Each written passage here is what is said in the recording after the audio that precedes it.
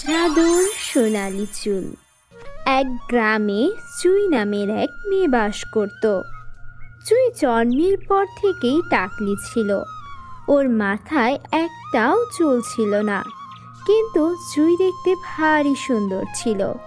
কিন্তু সুন্দর হলে কি হবে, ওর মাথায় যে একটাও চুল নেই, তাই ওকে দেখতে অতটা ভালো লাগতো না।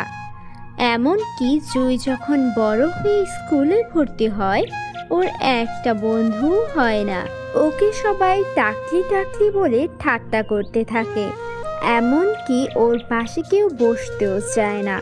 সবাই এমনটাই বলে যে ওর সঙ্গে চলে নাকি সেও টাকলি হয়ে যাবে। আর ও এক অভিশাপ নিয়ে জন্মগ্রহণ করেছে, তাই তো এত ছোটবেলা থেকেই ওর মাথায় কোনো চুল নেই। জুই এসব শুনে ভারী দুঃখ পেত, কিন্তু তারপরেও কোনো রকম মনে কষ্ট পুষে রাখতো না। ও ওর মায়ের সব কাজে সাহায্য করত। জুইয়ের মাও জুইকে খুব ভালোবাসতো। ওর মা বলে, আমি তোকে নকল চুল এনে দেব, তাহলে তুই তোর মাথায় লাগিয়ে একটু বাইরে যেতে পারবি। সবাই তোকে নিয়ে কত হাসাহাসি করে।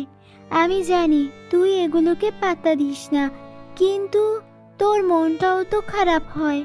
নকল চুলগুলো আমি দেখেছি ফেসবুকের এক পেজে। তুই চাইলে আমি তোকে সেখান থেকে নকল চুল কিনে দেব। না মা, আমি নকল চুল লাগাবো না।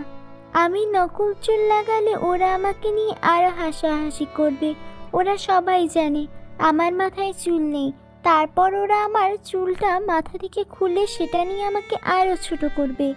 আমার মাথা যেমন আছে তেমনই থাকবে। জুইয়ের মনটা ভারী খারাপ ছিল, পুরো আকাশ ছোঁয়া। তাই বাড়ি থেকে বেরিয়ে এক নদীর পাড়ে এসে বসে মন খারাপ করে কথা বলতে শুরু করে।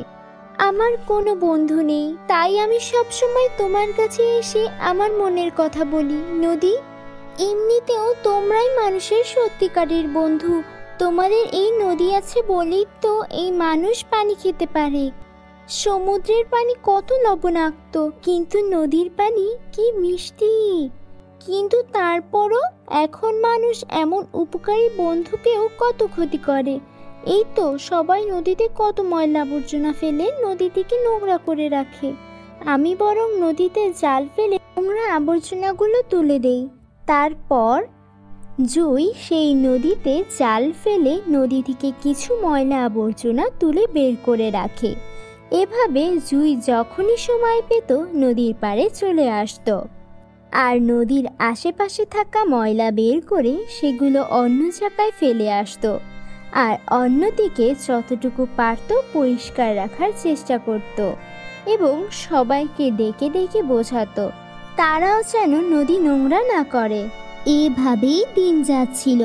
একদিন জুই যখন স্কুল থেকে বাসায় ফেরে, তখন কতগুলো মেয়ে ওর পথ আটকে দাঁড়ায়।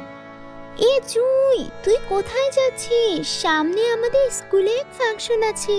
ম্যাডাম তো আমাদের সবাইকে যার যারটা বলে দিয়েছে। আমরা 3জন গান করব আর ওরা 3জন নাচ করবে। তোকে তো মনে হয় ম্যাডাম কিছুই বলেনি, আর বলবেই বা কি করে? তোর মতো এমন মেয়েকে ম্যাডাম অনুষ্ঠানে নিবেই না। যদিও তুই ভালো গান আর নাচ পারিস, কিন্তু মাথার চুল ছাড়া মেয়ের গানই বা কে শুনবে আর নাচই বা কে দেখবে? আমার তো মনে হয় তোর টাকলি মাথার জন্য তোর কোনোদিন